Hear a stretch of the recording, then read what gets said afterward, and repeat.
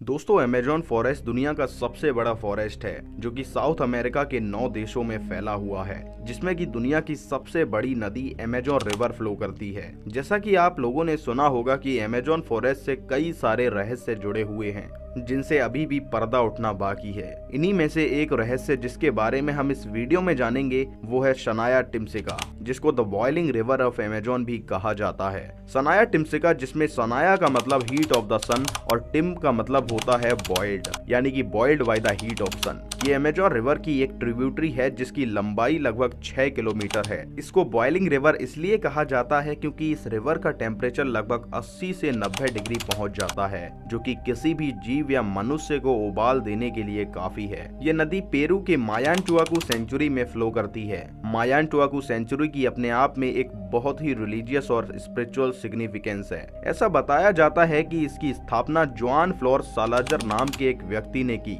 मायांटुआकू का real meaning plant therapy होता है, जिसमें कि लोगों की मानसिक और आंतरिक स्थिति को ठीक करने के लिए नेचर का इस्तेमाल किया जाता है, जैसे कि फॉरेस्ट बाथिंग, प्लांट फ्लावर्स और टोबैको बार्क की नेचुरल फ्रेग्रेंसेस का यूज करना, और जो सबसे प्रचलित आप लोगों ने सुना होगा वो है ayahuasca, जो कि साइकेडेलिक मेथड होता है हीलिंग का, जिसमें कि अलग अलग प्लांट सब्सटेंस को यूज किया जाता है, जिसमें कि DMT यानी कि डाइमेथाइलट्राइफिटामाइन जैसे कई केमिकल्स होते हैं। ऐसा बताया जाता है कि इसे कंज्यूम करने के बाद लोगों को रीबर्थ यानी नियर डेथ एक्सपीरियंस होता है। ये सब मैं आपको इसलिए बता रहा हूँ क्योंकि प्राचीन काल से ही इस नदी को वहाँ के लोकल शेमन्स सेक्रेड मानते हुए आए हैं, क्योंकि नदी का पानी कई डिसीजेस को ट्रीट करने और हीलिंग के लिए इस्तेमाल किया जाता है। इसके अलावा लोकल्स ऐसा मानते हैं कि इस नदी का जन्म याकुमामा नाम के एक जायंट सरपेंट की स्पिरिट से हुआ, जिसको local shamans mother of the water मानते हैं। एंड्रे रूजो ने अपनी टेड टॉक में बड़े से रॉक को इंडिकेट करते हुए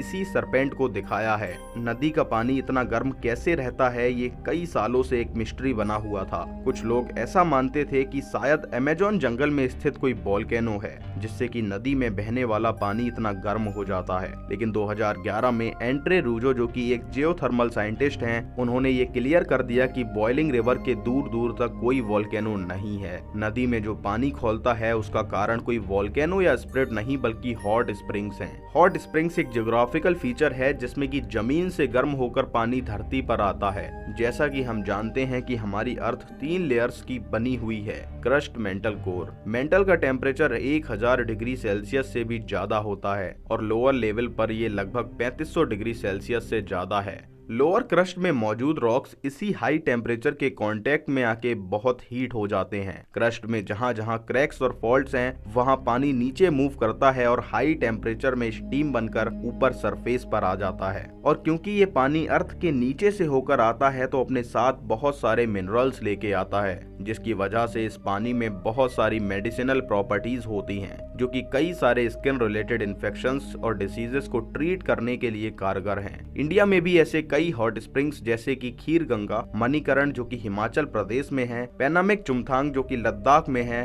और भी कई सारी जगह ऐसे छोटे बड़े हॉट स्प्रिंग्स मौजूद हैं जिन्हें अलग अलग रिलीजन के लोग सेक्रेड मानते हैं। रूजो ने अपनी टेड टॉक में ये भी बताया कि कैसे डेवलपमेंट के नाम पर पेरुवियन गवर्नमेंट अमेजॉन जंगल में डिफॉरेस्टेशन करवा रही है, जिसके नेगेटिव कॉन्सिक्वेंसेस अमेजॉन फॉरेस्ट और बॉइलिंग रिवर पर देखने को मिलेंगे।